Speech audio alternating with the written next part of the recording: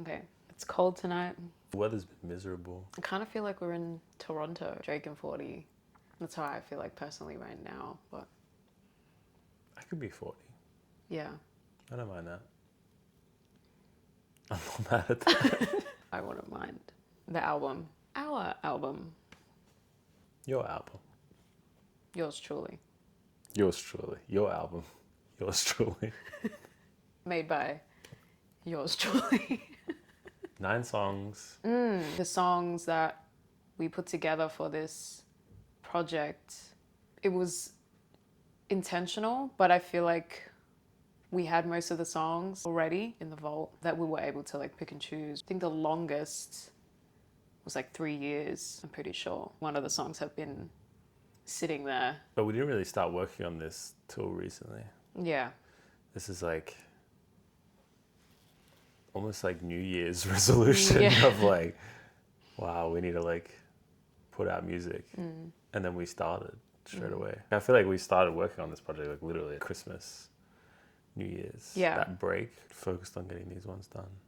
I think you formed the plan in November. I think we started moving and started to like execute it in December.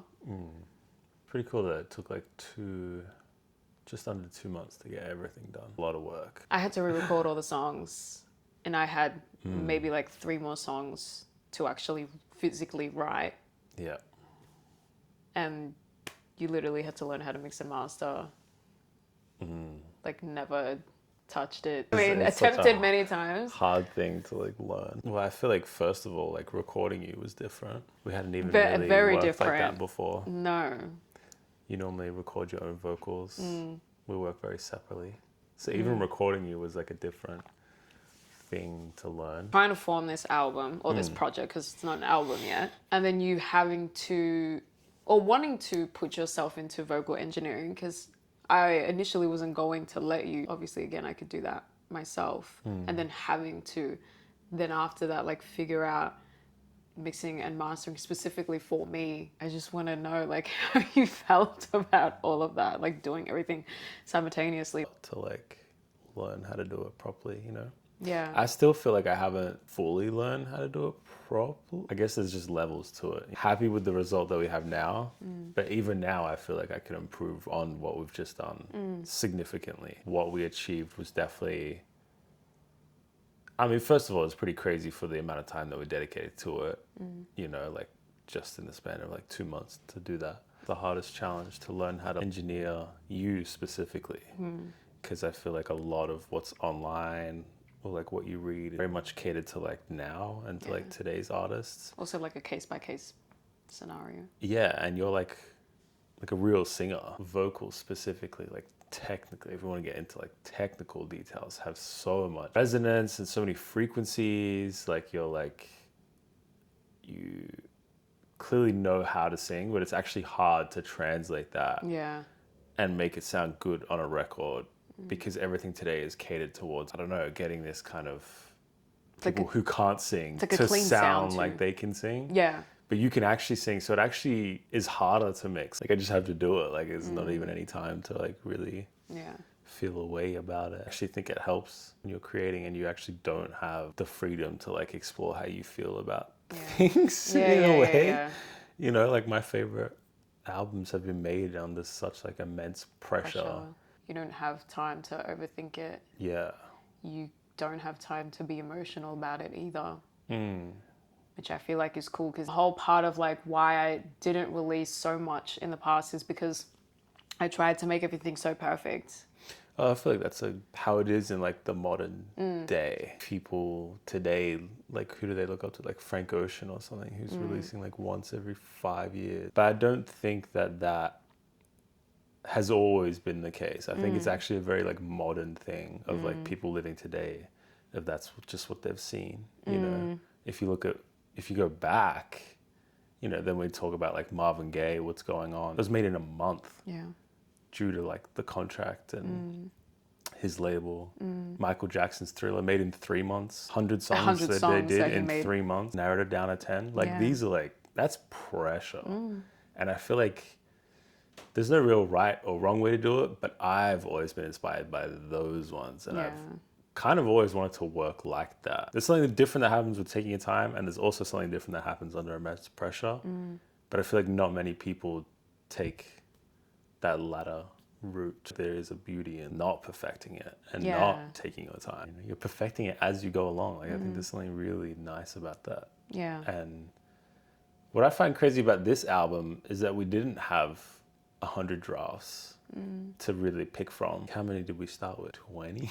Yeah, maybe 20. Narrowed down to 7 and then made another, or 6 and then made another 3. I find that really inspiring because I feel like every song is very strong. I think that's the thing. We had these songs, but these songs were intended to be singles. Like they weren't intended to be in a project because when I was writing them, they were really strong as a single that I could just put out alone. You know what I mean? And so I think when we started compiling all of them together, I actually found it really hard to see them all being in one project.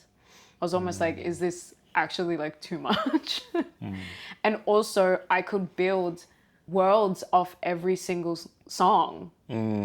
I couldn't really foresee the vision yet. It's kind of like the same thing, my mind not being able to go past, like it has to be perfect. It has to belong into one specific sound. But I think you really made that an important thing that like these can all be together. They can all coexist. I feel like when people are making a project, they have like, you know, a couple of songs in the same kind of sound, and then they have like filler songs. And I feel like that's like very common.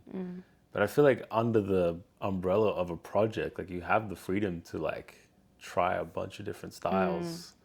And they just automatically fit because you're listening to it as a project. I don't think artists explore that enough of like, you can have really different sounds on the album. And because it's on the same album, people kind of naturally like make it the same sound in their mind. Like Thriller, if you look at every single song, they're like very different styles. Like some are disco, some are very slow R&B, some are funk. Like they're all very different styles. Under the project, it's like the greatest album of all time. You know that I only listen to specific songs. Like I don't listen to albums. Like I really sit with one song at a time inside projects. But I do love a greatest hits. Like I do love Michael Jackson. So fresh, you know. Compilation albums, you know. Yeah. And it's always been hard for me to find a cohesive sound, which is why I'm able to be so versatile in my writing. I just think I never allowed myself to put that out there all at once. And I think you allowed me to be like, it's actually okay. Because I wouldn't. I would have been like, no, I need to do a specific sound with this song, and then this can go in another project and so. So like, I feel like it's really cool to have someone be there and like understand you, also challenge you, bring out best parts, and also the parts that I like, again, just would never really do because I didn't see it at the time. You did, so thank you. No worries. I just feel like audiences are gonna like, they like music.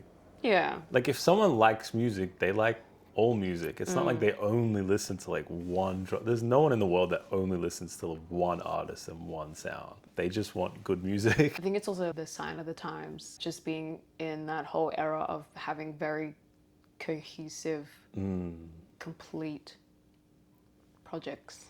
Yeah, like I think it's, you know, because people are so, we're not really thinking about music anymore. Like, well, it is the whole brand. They're thinking about the brand. They're thinking about you need the to sell look this, and the style. and people know you as this. But I think that affects the music too much. 110%. There needs to be balance. There needs to be a separation of like a music artist and a branded artist. So we should go song by song though. We'll go song by song. Because I feel like each of them come from a very different place. Yeah. And it'd be cool to like break them down.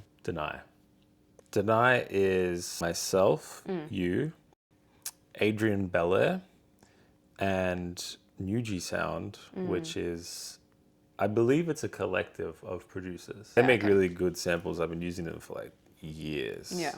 I'm like tapped into them. Adrian Belair obviously would have been another sample. I think the sample was a collab between them two. Oh, okay. And then I used that, added drums, additional percussion, structure. Yeah. Just produced from that. I actually don't remember writing this song. I don't remember what time it was. Yeah. I heard the beat Yeah. just before when I was looking, and it was 2024. But Okay. late 2024. Yeah, Which okay. I thought was surprising. I thought this was older. Yeah. But It seems actually old. wasn't. No. Yeah. When I was writing this song, it was not. It was from. It's not a personal experience that I went through. I think it was from just seeing someone else go through this kind of like going back and forth, very toxic time. I feel like a lot of like the way that I write is mostly like being able to adapt or perceive situations from external factors and then being able to translate it in a way that like makes sense to me, as well as being personal. But this one wasn't personal. I don't think I'm like a person that goes looking for like toxic relationships. Wanted to write about seeing where this relationship is already gonna go. It's gonna lead to heartbreak, you know, but I'm gonna go there anyway. And I feel like that's already a very big toxic trait. You know, the very start of the song is, I saw the heartache from miles away, but I kept getting closer. So this is good. I think people yesterday we had an artist and he called you toxic. He called me toxic, and I was like... And I didn't know where that came from, but now that you're explaining the lyrics, like, okay, I think that's what he meant. Like, you're writing. Yeah. You definitely... I don't even notice that because I don't... Yeah. It's not a fault of my own. I'm just obviously like producer fault. So like I'm listening to the music. Yeah. First and foremost. What do you think about the 80s comment? To the sound that... Yeah. I did not see that, but I love Deny. Tonight with Yasia, myself, and you. Tonight started in a session with you, me, and... It was Reese. RL King. Yeah, and we were just jamming out. I needed something fast. Like I needed to make something really fast because you were both there. I was gonna say like fast. It's such a slow song. No. Like it's like, okay, I've got these two R&B artists. Yeah. I need to make something like that's just like full R&B, and I need to make it as quick as possible. Yeah. I remember. Yeah. When you recorded the I'm gonna let you the break, and I remember when you first did that, I think you asked us like, should I have something there? And I remember being like, no, keep that blank. In the chorus, yeah. Yeah. I had the first verse and then that hook down. And then I kind of hated it. And then I was like, I'm not gonna finish this. I think I finished the second verse when we knew we were gonna put it into the project. Yeah, it was just a verse and chorus for a while. For a really long time. Like a really, really long time. I remember showing people it all the time because I was so excited about that. I just didn't think it was like strong enough. I think in that song, I really love the second half. I love verse 2. I love the bridge. Yeah, I love the breakdown. Like, come on. I just knew I had to do Go up Tonight. Like, I knew I had to do that. It was all very intentional. Like, I knew that I wanted it to be like a really, really R&B arrangement, you know? And the people that will get it. Almost 4 minutes long too. So we weren't... It's a long song. Yeah. But then it ended up being like on the radio a bunch of times. So that really caught me by surprise. I thought it was going to be overlooked, to be honest. But Wasted. Myself, you, Tyler, Andrew D'Souza on the guitar. So it was like one of the new songs that I wrote. Actually was like a very different song altogether. And then, because it had like a different part in it. It didn't sound like that. I think I just like got one section. I brought one section in and then I just cut the rest from like the beat. Because it turned into like something very, very, very different, I remember. And I wrote initially another song for it. Oh, really? Yeah, I was going to call it something else, something crazy. I don't know. It was a very experimental record. Kept looping that one part, which is now like the entire song. Envisioned myself like just I don't know, driving along the beach, sunset. I wanted to write about heartbreak, wasted my love on you, starting that process of like healing, you know what I mean? I feel like you were very intentional on the chorus. It's like a chant, like Yeah, the I want chant. everyone to sing. Definitely feels like a after the party. It is after the party. Everyone's like yeah. drunk. Yeah. It's like you're waiting for the sunrise to come up. It's like already like 5 a.m. and like we've been out. I used to DJ, so I'd always finish like my sets, like the really late sets with like some UB40. You know, everyone else is lying on the floor. Tyler and I were doing the beat. I remember I was like, he was like, oh, a real guitar would be so good on this. And I was like, if you can get the real guitar back to me by tomorrow, then I'll include it. If not, I'm not gonna. And he did. Shout outs to Tyler and Andrew. They pulled through. Because came we in needed really to get clutch. it done to start the mix. I love the pre-hook. I love what I wrote in the pre-hook. Should've lived to know the consequences, fit the crime. Yeah. Should've lived to know it's me who picks the pieces up. Should've left before the sun came up. But then you do that. Sun came up. You do Now that. it's me who picks the pieces up, one by one. Should have left. Should've left it. Left the relationship. Yeah. Should have left it, now the consequences fit the crime. Because I didn't leave it, now I'm just like, you know, like, he dumped me, you know what I mean? Well, that's that scenario that I was having in my head, that like, he was just like wasting my time, he wasted my love, and now I'm picking the pieces up. And then I should have left before the sun came. I mean, I love it. This one, like, I was super, super inspired by the cadence and the lyrics of like Party Next Door. Like, just challenging like different spaces within the beat. Shout outs to Party Next Door. Inspiration of mine always, since he was Jerome B. Day one fan. Need Your Love. Featuring Loki. Featuring Loki. Shout outs to Loki. This is a Melbourne link up. I had this already like in my head. I remember driving and I came up with the, if you love me, baby, tell me twice. I can be the way you look tonight. Like I did that in like a voice memo. And then I asked you to make something around it. But I had different references at that time. So I don't think I showed you that voice memo, but I was like, oh, I want something like this. Most of these, You're hearing this for the first time. I wake up and I'm like, oh, my name's on this. Yeah, like, yeah, I have no idea. It's all a blur. Yeah. I just know that we're sitting on it for a long time. You found Loki, his song, Wonder, right? Wonder. Oh, yeah, Wonder great by song. Loki. If you haven't heard any of like Loki's like solo stuff, definitely check it out. Wonder's like our favorite song. It's my favorite song of him. So Loki. Yeah, it's like criminal, but you know, that's gonna change. I know that he's putting out more music this year, so that's really good, and I'm glad that I was actually able to release this one now with him. On the mixing side, this was I was fighting with myself from 3 years ago. Yeah. You know, I'm like, why did I put that there? That's like, you know, why do I have this really loud 808 with like all this distortion? Like it was really hard to get the mix to sit right. We wanted to like still knock really I low. had to reproduce a lot of like the low ends. Yeah. Because I don't know what I was on 3 years ago, but On Top. On Top. Which is just you and me. It's you and me, Hell baby. yeah. Love sensual records. That is also my bread and butter. I'm not even gonna deny that. Like I can ride them all day, every day. When I first heard the beat, I was like, I know exactly where this needs to go. It's kind of like Janet Jackson to me. I feel like, you know what's so funny is that I actually bring up Janet Jackson a lot, but like I don't feel like I was an avid listener to her. I think I just really, really enjoy and understand her voice and the impact of like the songs that I've listened to. Anytime, Any Place has been my most listened to song for like Seriously. the last 5 years. Yeah. Like Me, everywhere. 10. Because Like, I'm old. Stand out for me, the lead synth. But I like that it's like following the vocals.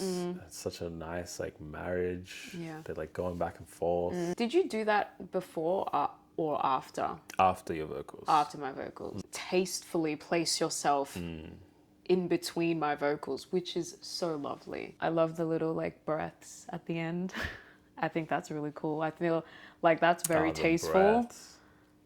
I feel like people really don't do that stuff anymore, you know? Like, And we have them panning. yeah, and we have them panning. We've teased, we've built the climax, and then afterwards it's like the come down. Sign of Affection. Sign of Affection is like a really big love song. This is love. It has the most people on it. Okay, yeah, Glide, break it down. B-sides, Ice Red, Myself, and You. And it has so many people because of those drums.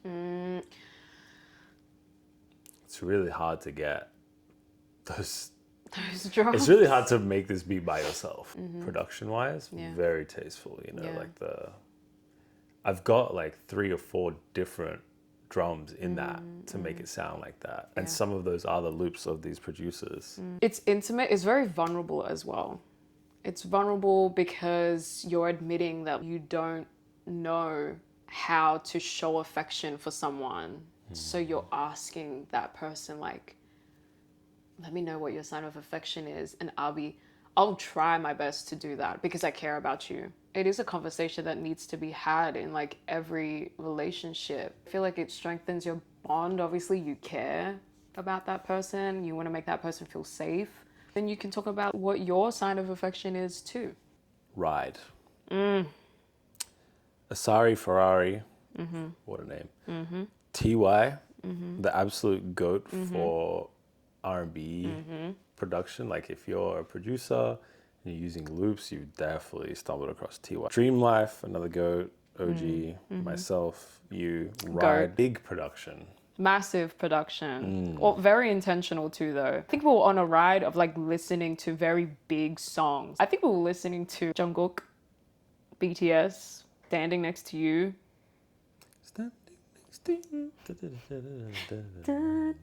Everyone that we've played it for has really loved it. The forefront was not my vocals. The beat was so good already that I just wanted to compliment, you know, the beat and have something that was simple enough to sing out loud if you were playing this at a club or if you're playing this at a party. This is also a very liberating song. Liberating, fun, sexy song to feel good about yourself. You see this face, I know it turns you on. It's like you're hyping yourself up, you know? That wasn't always When I walk in the room, best believe I'm number one. Yeah. I wanted that little like moment in there. I feel like it's so fun. What You Do, Tyler, Myself, and You. Yep. On What You Do. Yep. This is a incredibly old song. Really? This is a back burner What song. You Do? Yes. This is a song that I wrote ages Really? ago. Is that why you That is not. more I'll reluctant unpack on this song? I'll unpack that. Okay. I actually really love this song. I love everything that I'm talking about in this song. Well, the way that it was structured, like I love it. You know, I love my backgrounds on this one. I just think the way that I personally executed it, recorded it, wasn't the best that I could do, but I don't think we had the initial time to go back and re-record it because we re-recorded this like twice. We detuned it up. Yes. With all of our songs, it's been pretty slow. Like slow tempo. Yeah, slow tempos. I feel like originally we felt it was too slow. But then also like when we tried to speed up the beat and then re-record it, I don't think it sounded the best. Yeah. Which is why we kind of like landed on, let's just try doing A detune for the a whole detune for the whole thing. Yeah. So I feel like it definitely brought up the vibe of this record, which I really love. And you know what? I almost wanted to give this song to like male artists. Like I was about to shop it out to like a male artist because I was like, oh, it would sound so good on a male artist, not me. Some of your best songs have literally been stuff that you're writing Yeah, with for other people in mind. yeah, with other people in mind. Yeah, like making love. Oof, that is a track. Yeah, And that is literally that. yeah, For a male artist. yeah. Well, in mind, because it was cool, but like I wasn't like attached to it. Do you think you understand the male perspective? Is that what you're saying? I think I like writing in a male perspective because maybe there's a part of me that would like to hear a male say the things that I'm saying. That's really good. Yeah. That's cool. Because I am coming from like a feminine energy, you know what I mean? And it's nice to hear like male artists be vulnerable. No Revenge. Tyler, Me and You. It's the last song. The very utmost, most recent, the song that was not going to be placed, the song that I did not expect to have a place in this, turns out to be probably my most favorite song off the album. I think this one definitely comes from a very raw, very personal It's a big track. place inside of my own experiences. This one specifically for me was like the final phase of like healing, and also showing me how far I've come. Can now let it go. There's some distance between me and those situations now where I can write about it. There's no revenge anymore. It's just patience. Patience, karma will do its thing that it needs to do. I'm moving on from my life. I've strengthened my mentality. I'm very proud of myself for being able to really go there and get that deep. It really does mean a lot to me. The beat is like 80% Tyler. I'm not even gonna lie. The man. This is like Tyler's beat. I just happen to be in the room type of thing. Damn. Shout out to Tyler, man. Yeah. The drums were done by him on a MIDI keyboard. Like that just blows my Like mind. absolutely insane. Not real drums, but they're not like programmed drums. Yeah. It's like this very like he's just insane with his feeling Yeah. and his intricacies. Yeah. You know? Yeah. It was all done in one go, just on the keyboard. This one feels very like intimate with like it kind of feels like you're just speaking to whoever's listening. Like it doesn't really feel as much of like a record. And There's I not much love that- distance. Yeah. I think like love that with it ends on that. that's it. You I know? think with every single song there's just been that, it's not surface level, but it's general. It's This is general. very in your face, not just like a songwriter or a superficial artist. Like I can do this as well. Yeah. Because the whole album, I feel like, is you showcasing what you can do. Yeah. And this is that final, like I can also do this Yeah. just as easily. I think it serves its purpose. Like this is Yeah. your debut album. The point was to showcase what you can do. And I think it does that really well. And I feel like that kind of theme is what's going to carry us forward for the next ones as well.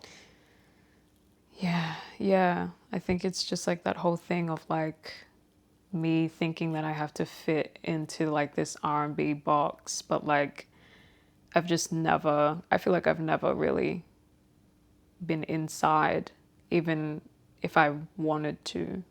Yeah, you said the other day, if people were a fan of like the covers, then they would know that you've been on many different styles. Yeah, Music, very, and you're very different. bringing that R&B Kind of like, attributes. yeah. So I feel like this is very good of you stepping into your artistry, connecting with your past as someone that's learned from covers. this is where I'm supposed to be. Like, this is what I'm supposed to be doing. Like, I'm supposed to be exploring sounds and exploring my writing as much as possible, because that's what intrigues me the most, even if I'm not conscious about it, that's where I go. The exploration of music, my inspirations. Shout outs to everyone that has literally supported this album and us. There's many more to come for this year. Couldn't even tell it to my face.